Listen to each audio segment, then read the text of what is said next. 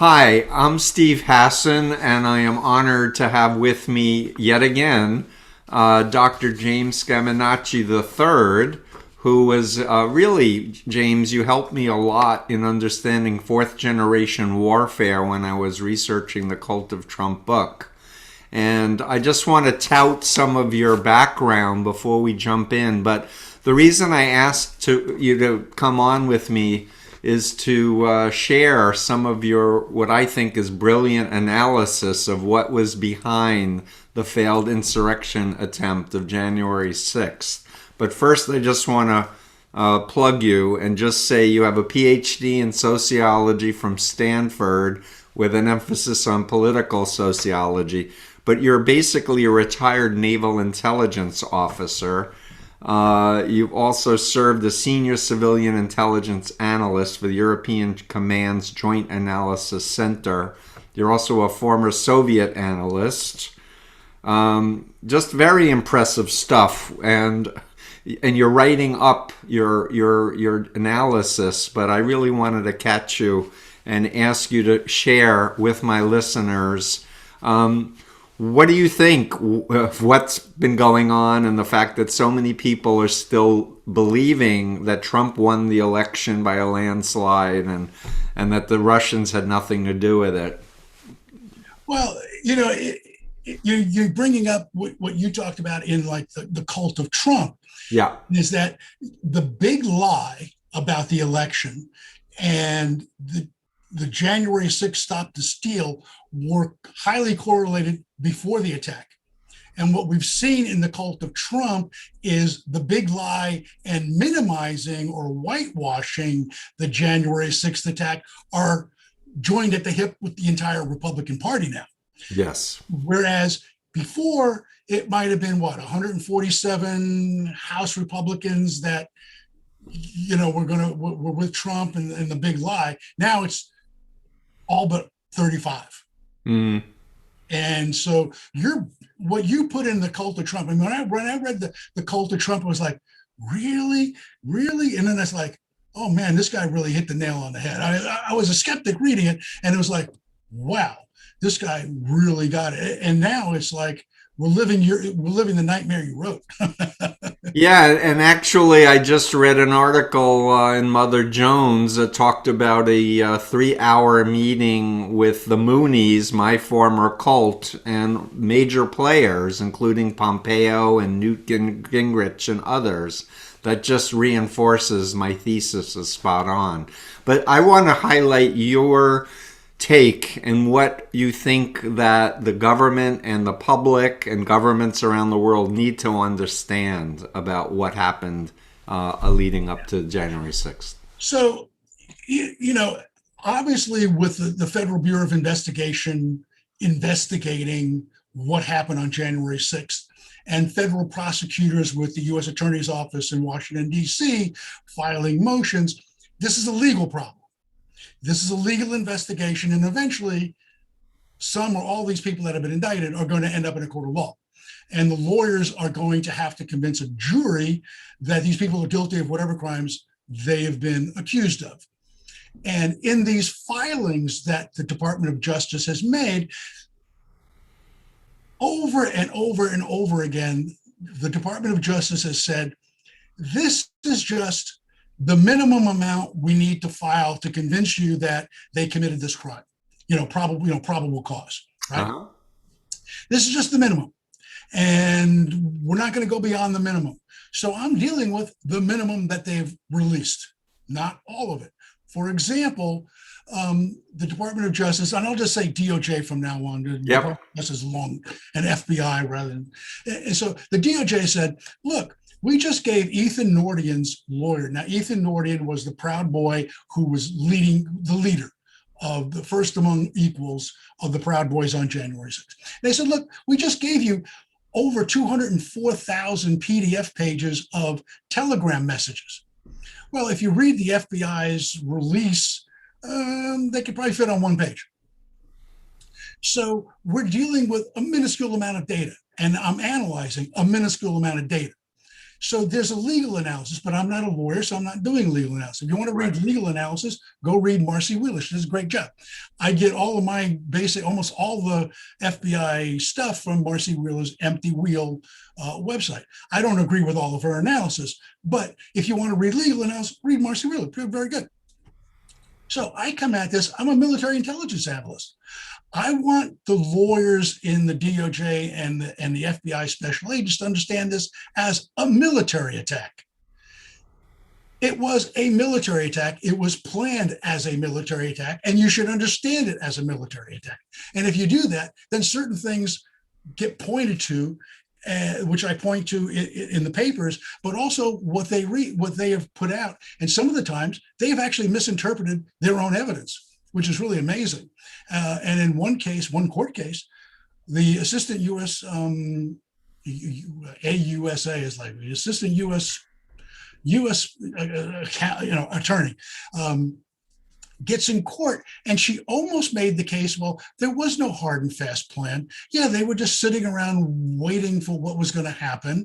And this is like so I came up with these 3 models to understand what this attack was. Great. Almost from a legal perspective, but also from a military intelligence. Right. So the first model is the defense model.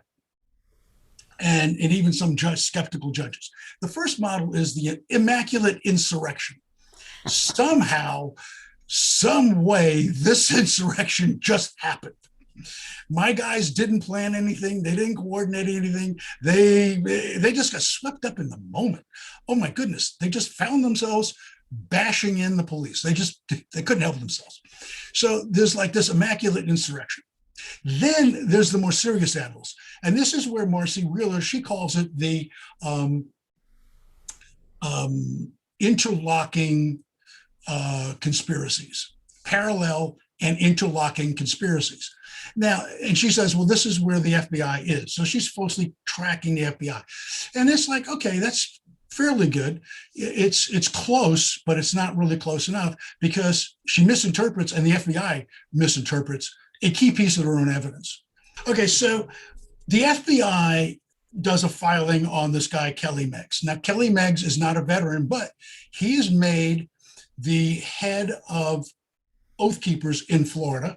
And he is also the guy at the front of the stack, snaking their way up the Capitol steps and going through the Columbus doors into the rotunda. That's where we saw people holding the shoulder of the people exactly. ahead of them.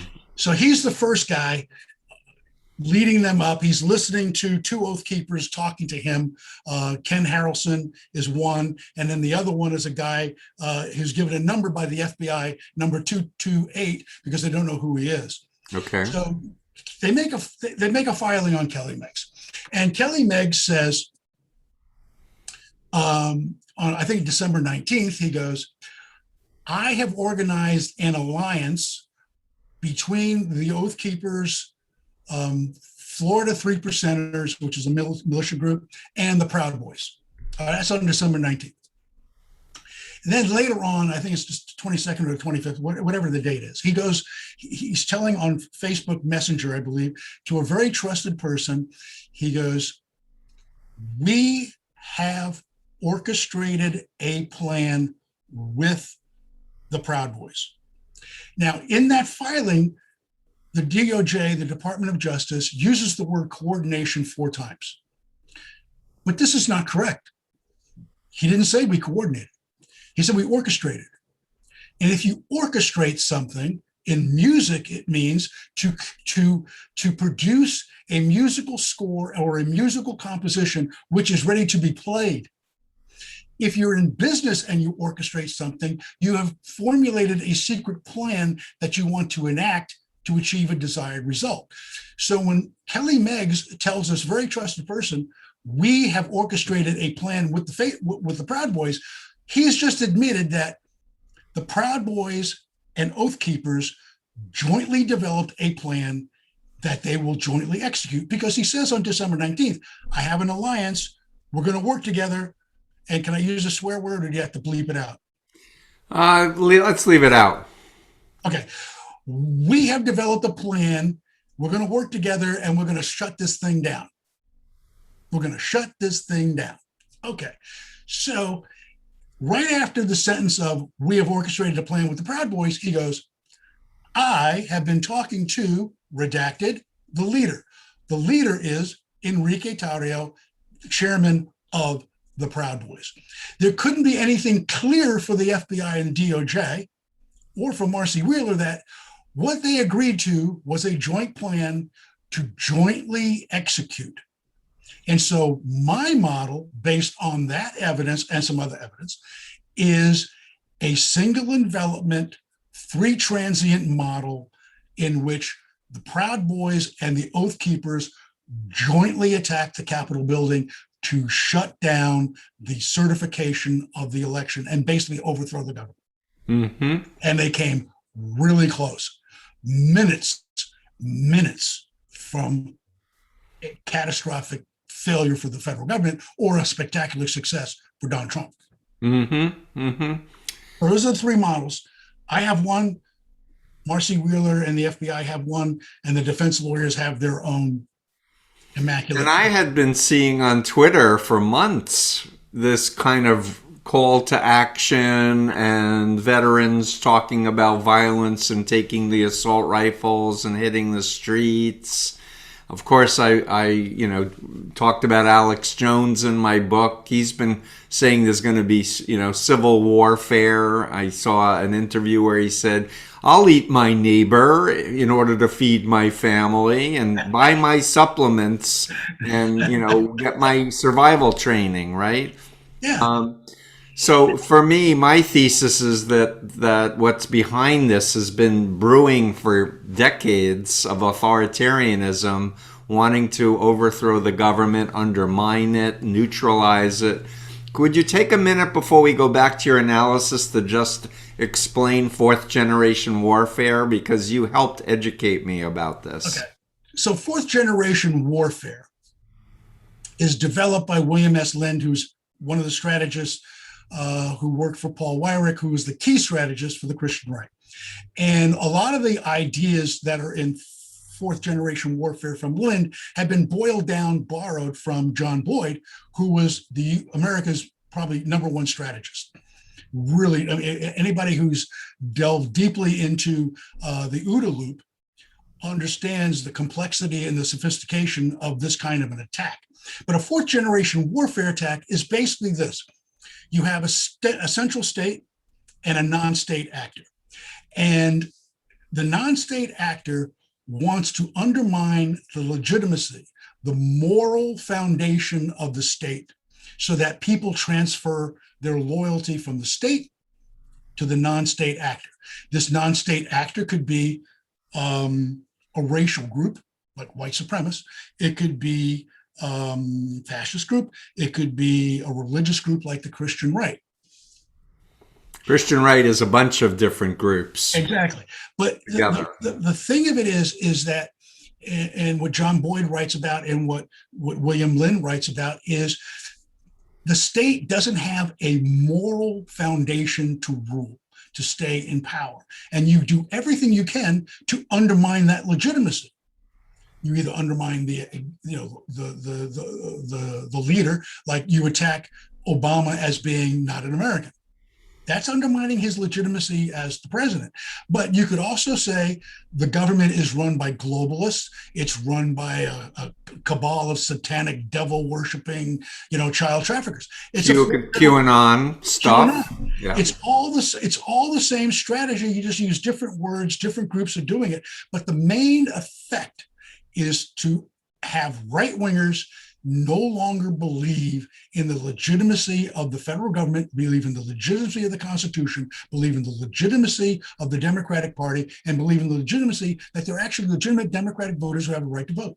Yeah, but I would add that the effects can affect left-wing as well to distrust the federal government.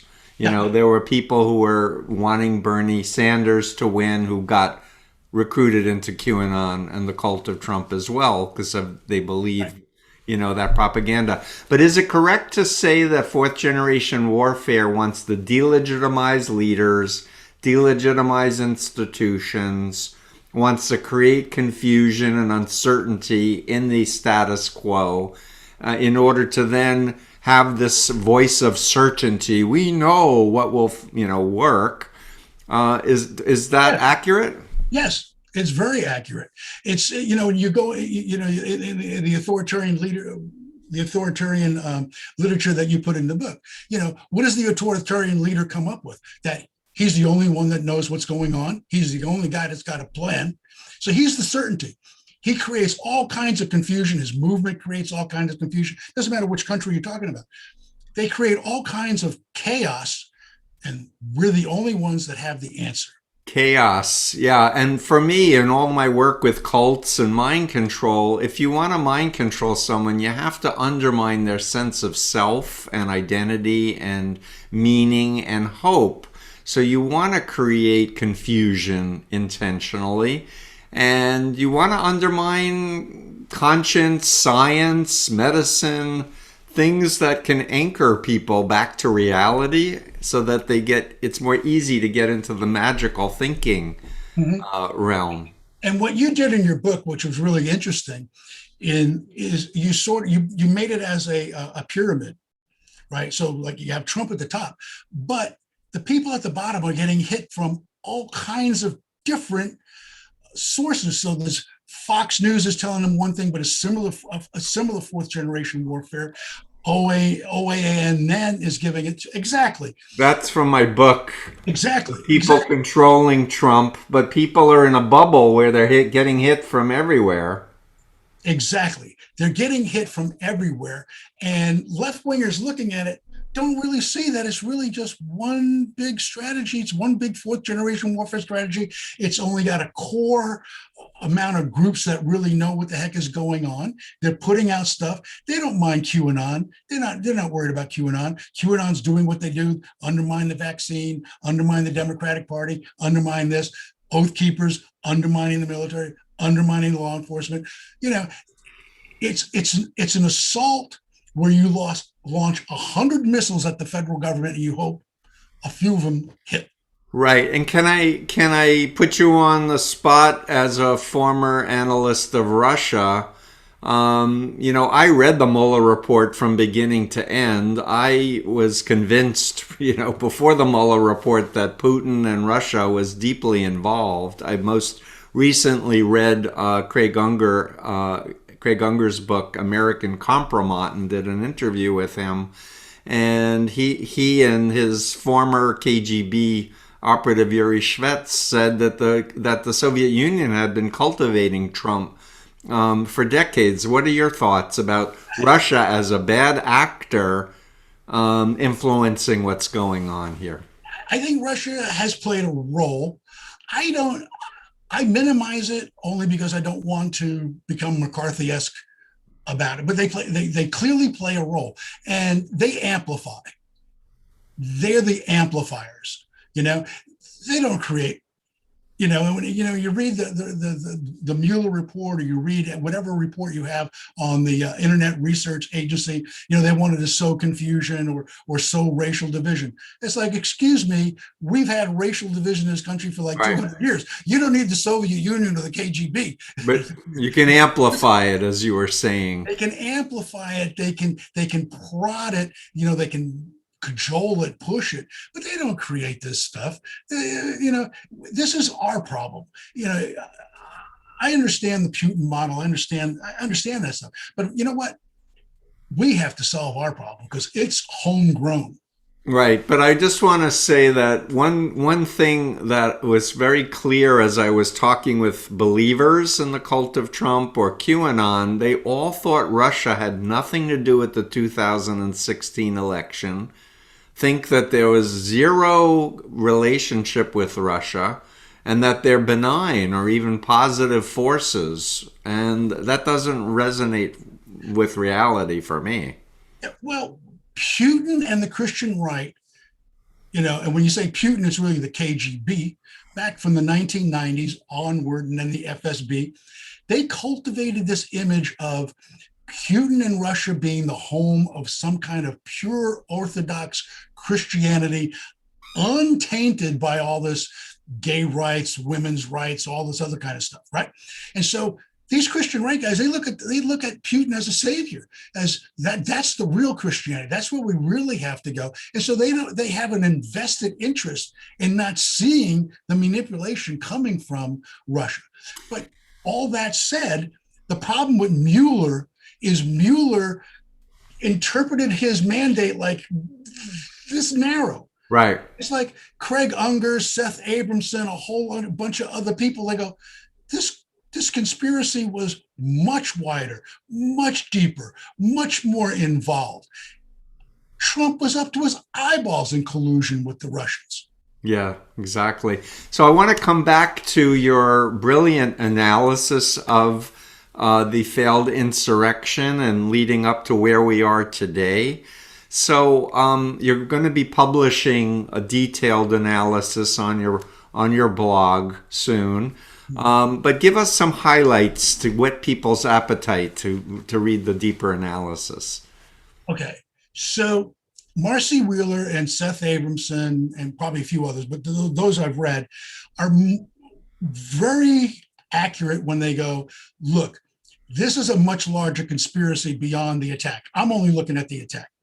So this comes from Trump, Trump's campaign, the people who helped engineer the Stop the Steal movement. No matter how many different names you give it, America First, Women for America First, or whatever, it's all the same bunch of people. They just change names, they put a different hat on and whatever. So their problem, as Seth Abramson said, is he had to engineer the big lie.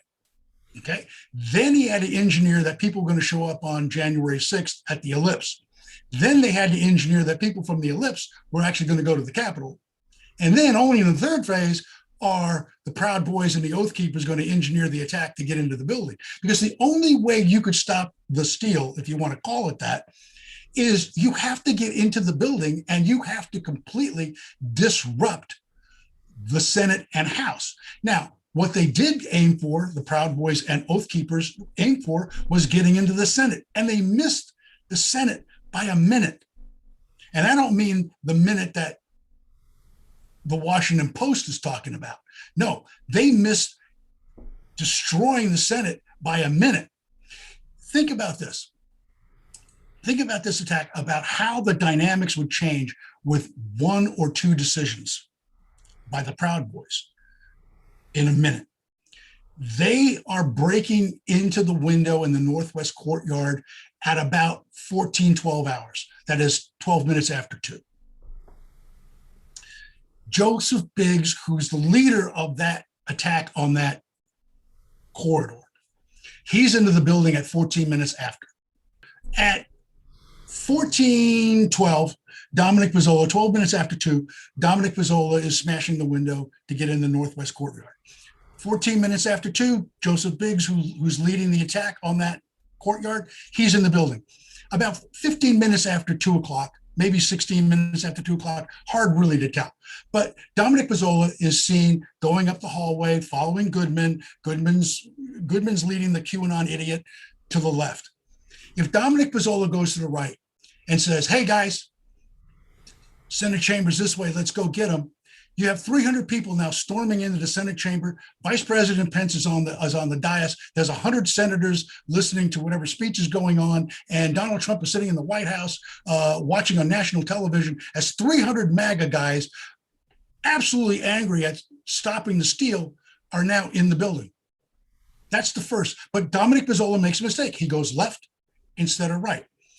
Joseph Biggs, who's the leader of this attack on that door, he makes the mistake of not going to the rotunda, turning left, and taking a crowd of Proud Boys and MAGA people with him and opening up the Columbus doors, which would let in the Oath Keepers.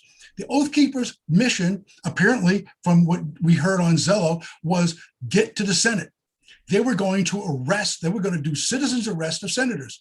So imagine. That when they had the handcuffs, the plastic. No, those were two other guys that picked up the zip ties. They just picked them up. They had them, okay. and they come in later. But on Zello, somebody tells Jessica Watkins, "Hey, you're doing a citizen's arrest. Get to the Senate." But nevertheless, whether somebody says that or not, they get into the rotunda through the Columbus doors at 40 minutes after 2 o'clock. and head to the Senate.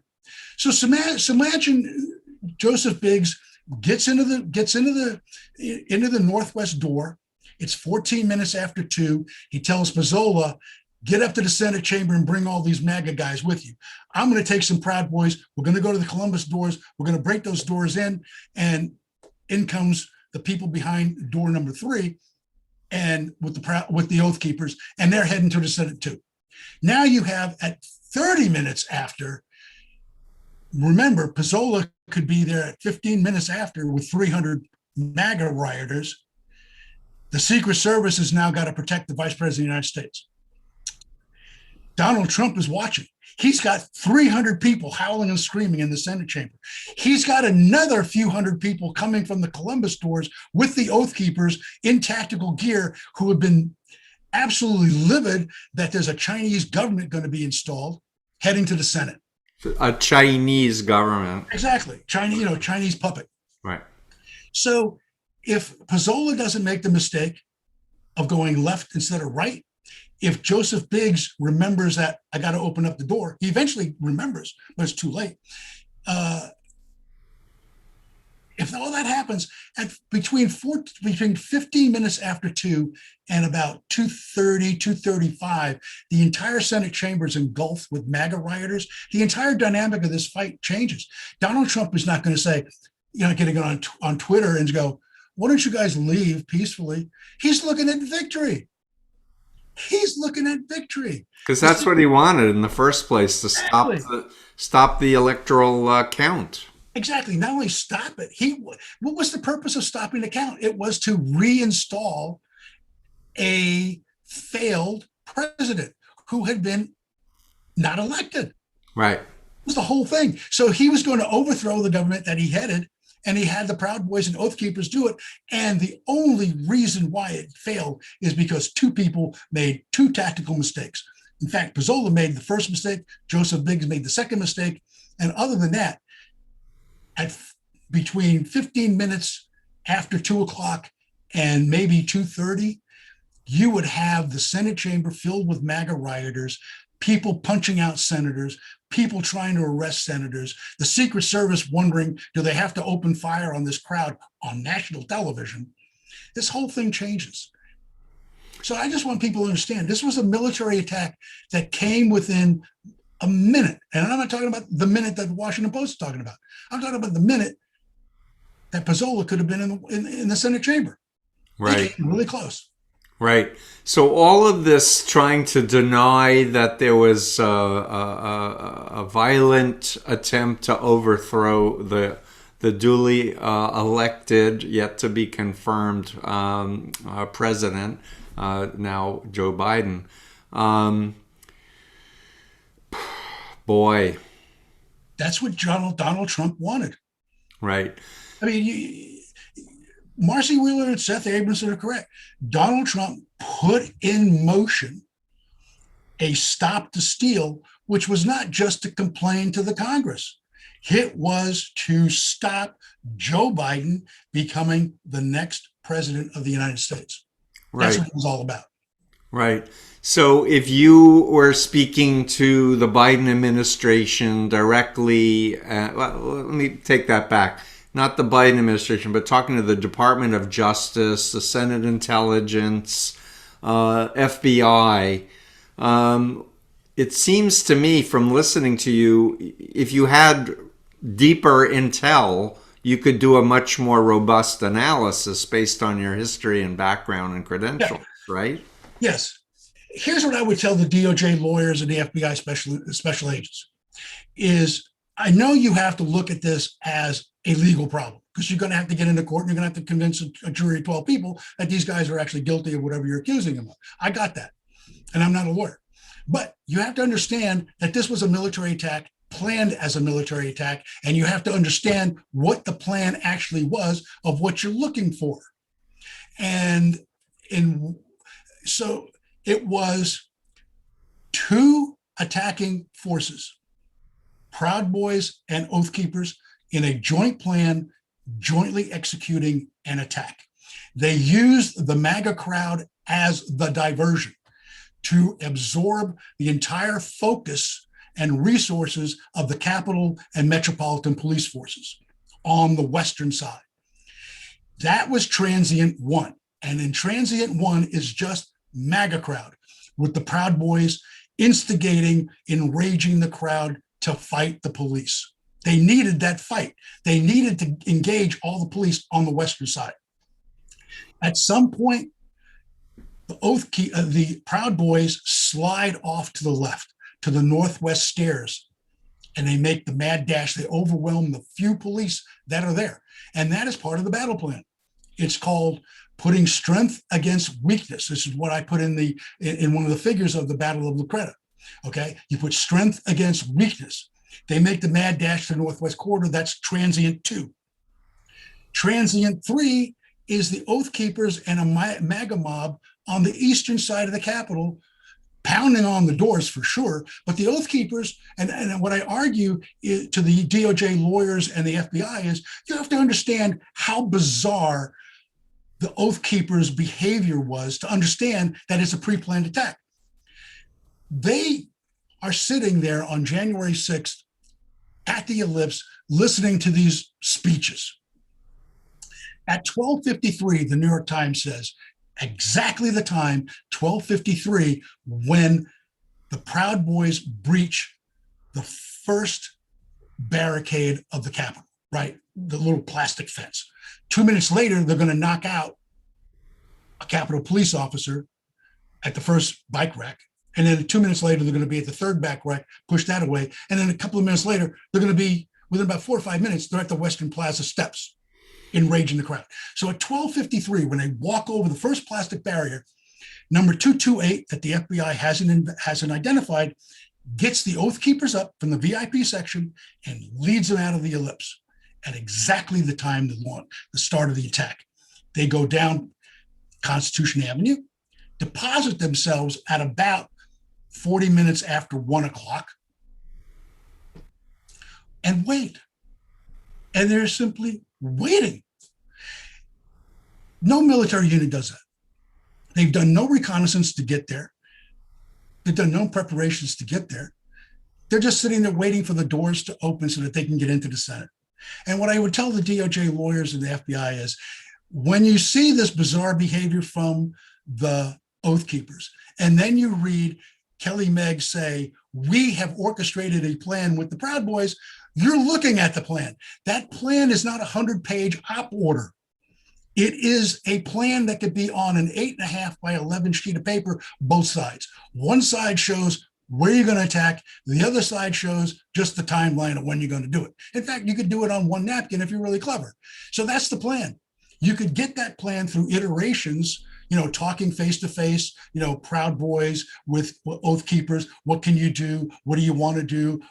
Should we do? Blah, blah, blah. That may go through 10 conversations. Who knows? But at the end of the day, you could put it on a napkin. And that's what they have to understand. This was a very simple plan. It goes back centuries. If you understand military strategy, it's going to work. It did work. The only reason why it didn't work is 2 guys made a mistake. Wow. And were there not bombs placed also? Is that like a diversionary thing? Well, or so nobody knows who planted those bombs on January 5th, right? But they're timed to go off, not timed to go off. They're found suspiciously at about the same time that the attack is going on, right? The first attack on Transient 1 is going on. The Metropolitan Police Department are rushing off to the bombs. Right. That's their first thing. So a distraction. We don't know how it's tied in. There's also a guy with 11 Molotov cocktails in his car. We don't know how it's tied in. He's probably an independent guy, some whack guy at 70 years old or whatever he was. I see. So and what about the guy who was high up that appeared to be communicating? Okay, so here's the other interesting aspect. When you look at the Proud Boys in their street fighting, they have the yellow and black T-shirts, sweatshirts, whatever it is. You can tell they're Proud Boys, right? Yeah. They're in Portland or whatever city they are looking for Antifa. You can tell they're Proud Boys. They're proud to be Proud Boys. Okay. And weren't they guarding Roger Stone the day before or something? The Oath Keepers were guarding. Oh, I'm sorry. The Oath Keepers were guarding Roger Stone. Okay. So the Proud Boys, they have after the December incident at the Stop the Steal rally in DC, where Tarrio's doing something with the Black Lives Matter flag and the Black church, and he eventually gets arrested on January 4th. So there's a meeting of the Proud Boys, and they go, no more colors at these things, no more colors. So Tarrio doesn't decide it. It's a collective meeting of about over 100 guys, no more colors. So when they show up on January 6th, the only reason why we know Joseph Biggs and Ethan Nordian and a few other guys is because they're well known. There are a whole bunch of Proud Boys. If you go on Insurgent Hunter, January 6th evidence, there's like another 50, 60 Proud Boys that they say are there. And we don't have any idea who they are. So if somebody's up in a scaffold with a megaphone shouting, or somebody's with a megaphone in the crowd, or somebody is yelling to get the crowd in front, you don't know if it's a MAGA guy with a red hat or a Proud Boy with a red hat. I see. They disguised, and that's a principle of war. If you study war, Sun Tzu tells you to move like water, be invisible, be as formless as possible. And if you watch the video, you can see, for example, the Arizona chapter of the Proud Boys. They've got the Arizona flag they're waving. Right.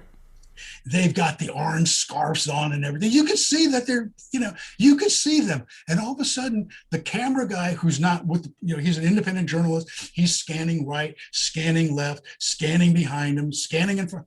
They disappear. The Arizona flag's gone. The orange things are gone. Where did they go? MAGA. So we don't know what the Proud Boys did because they didn't look like the Proud Boys. Got it. So we're going to wrap up, and I guess there's so many more things that need to be uncovered, but the most recent events is a bipartisan agreement to investigate was agreed upon in the House, but it appears it may not pass in the Senate. And what are your thoughts about an independent investigation versus a bipartisan one, or any other thoughts about what we do going forward to try to untangle this mess and well, it depends on what the focus of this commission is.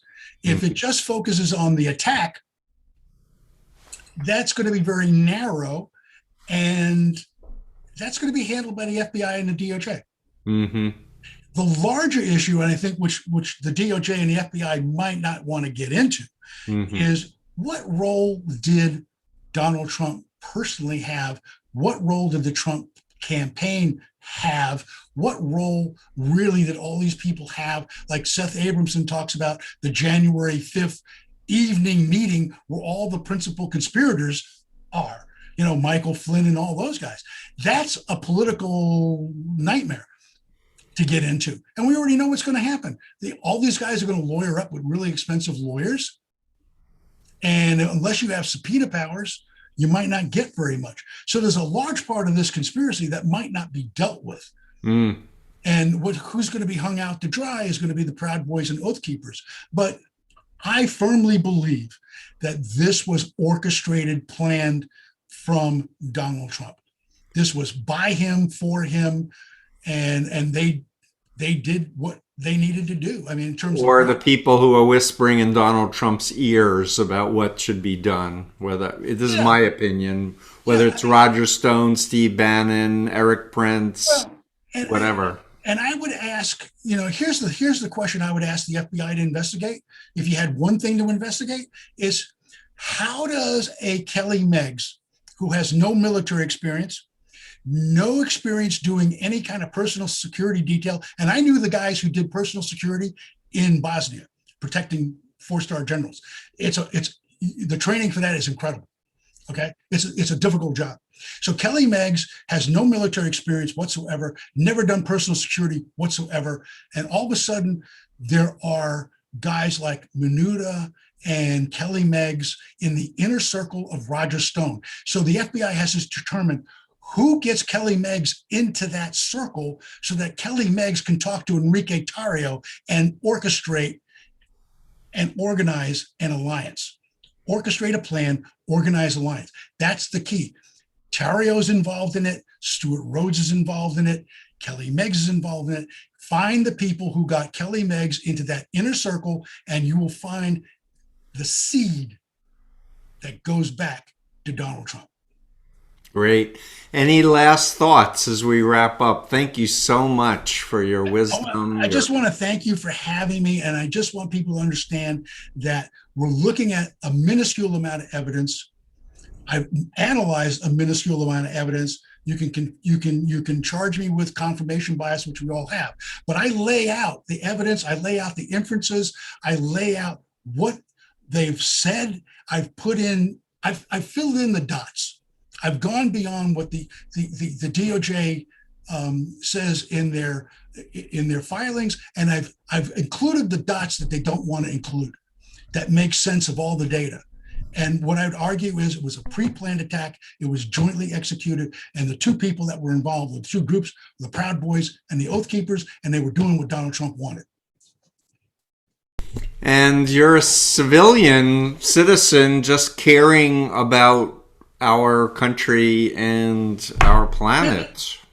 Yeah, I mean, I just did it because I looked at the legal analysis and I said, there's something really missing. The legal analysts do not understand that this was a military attack. It looked like a military attack. It was carried out like a military attack. And you have to understand it as a military attack. And then you can do all the legal stuff you have to do. Got it.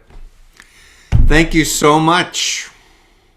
Thank you, Stephen, for having me back again. And I'm still an optimist that we're going to pull this off and bring the truth out and pull our country citizens together to realize that, having freedom matters, and following an authoritarian demagogue is not freedom. Well, I would tell the Democrats, if you don't put El Jefe from Mar-a-Lago in jail for this, he's coming in 2024 to do it again. Or one of the clones. One of the clones. Yeah. This is a playbook they're going to pull off again.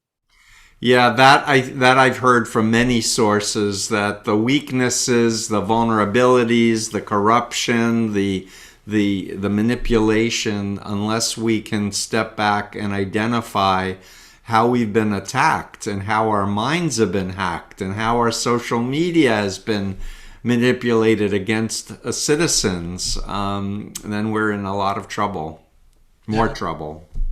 So thank you, James. Thanks, Stephen. Take care.